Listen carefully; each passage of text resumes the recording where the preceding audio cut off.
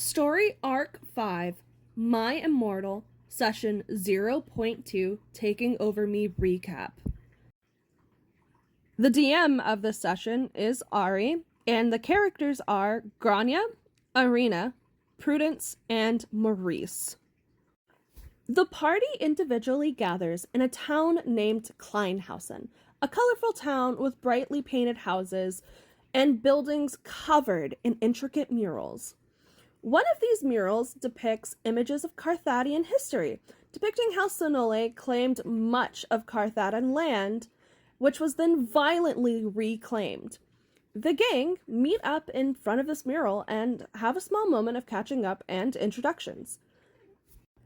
Then, they all together make their way through town to a large building, where a receptionist points them in the direction of Teresia Rusa, head of sanitation in Kleinhausen.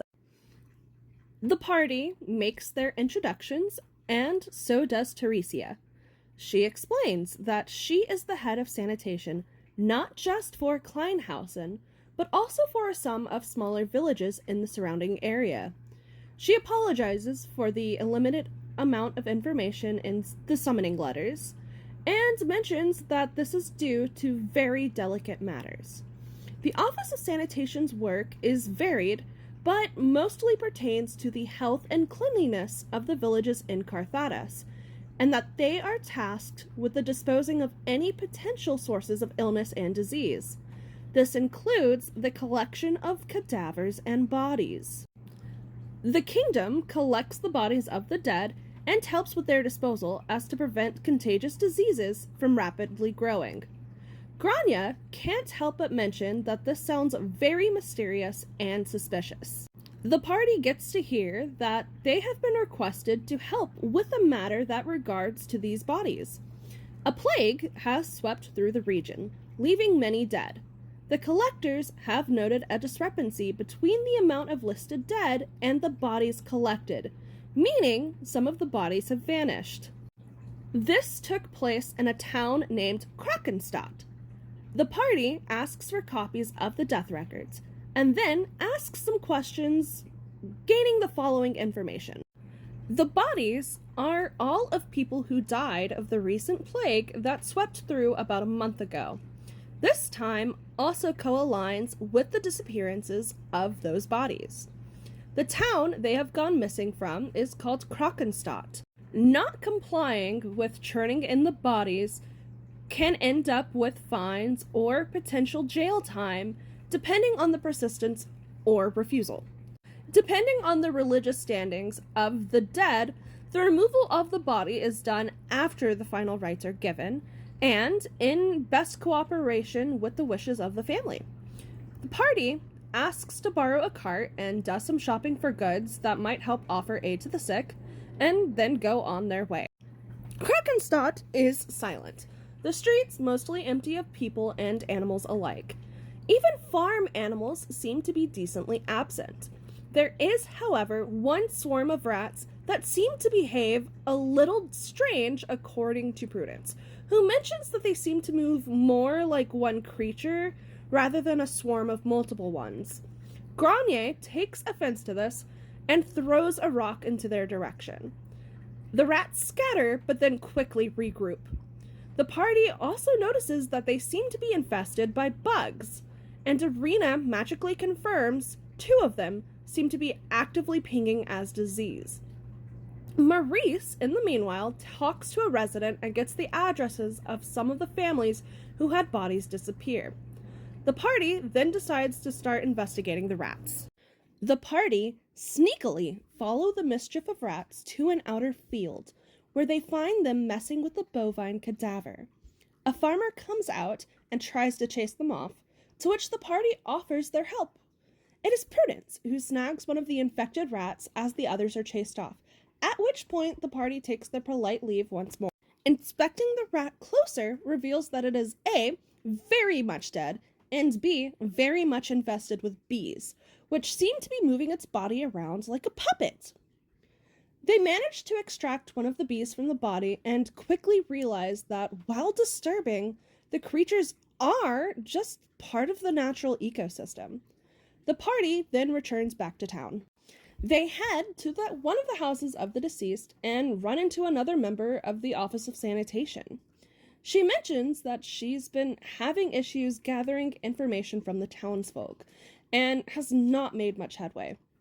The news on the bees gets shared, and she recognizes them instantly and shares that they've been doing their best to get rid of the bodies in a manner timely enough to avoid having these bees come in. Under her supervision, the party make it to the house of one of the deceased who lived alone. Inside, it turns out her body was moved by someone, as shown by additional small to medium-sized footsteps, rather than walking out under bee instructions. A hidden diary reveals that this woman made a deal with someone named Jelt, someone claiming to be a cleric of the mother. The deceased woman offered up her body for the science of bees in exchange for a load of money to leave for her son. With that knowledge gained, the party follows the given directions to go find Jelt. A quaint farmhouse is what awaits them, with a lovely outside, a nice crop field, and nice 5 decomposing bodies swarmed with bees. A knock on the door gets answered by a dwarven beekeeper, Jelt Hummel, who asks the party how they can help them. Elaborating, and with proof on hand, the party cuts to the chase and asks Jelt what the fuck they are doing. According to Jelt, they had full permission of the families to take the bodies, and they showed the signed paperwork and contracts to prove it. The party gets invited inside and gets more information on Jelt's work. The bees they are tending to are called Apis cadaverus, also known as necromancer bees. They are native to Garthatus, stingless, and churn cadavers into hives. Jelt is trying to learn more about them and about their role in the ecosystem for the sake of preservation. Their dodging of the question makes Prudence believe that they are not actually a follower of the mother, but is claiming to be in order to hide their true faith. Prudence suspects this to be the Chimera, as they share with the party later on, but does not get any confirmation or denial from Jelt. The party asks if it'd be possible to get back the humanoid bodies if they provide alternatives. This offer is, after a bit of persuasion, accepted, and Jelt points them to a clearing and asks the party to hunt down 3 moose. Prudence says they will not take part in combat due to their own devotion to the mother, but everyone else accepts. The next morning, the party starts their hunt for the moose. Ending up on the appointed clearing, they stumble upon 2 regular moose, and combat kicks off. After the 2 regular moose and a dire moose are defeated, they return to Jelt. Maurice and Prudence both take care of carrying or dragging one of the smaller moose along as they leave the big dire moose behind for Jelt to bring back to their home at their earliest convenience. Jelt tells the party it will take a bit to have the hives properly settled over into their new living places, but after a bit, the party is able to reclaim the 5 human bodies. Irina asks Jelt if the bees also produce honey, to which they very enthusiastically produce some vials of, indeed, corpse honey. The party returns the bodies to the sanitation station within Krakenstadt and explains, with some technical truths, that there is nothing else to worry about before returning back to Phobek.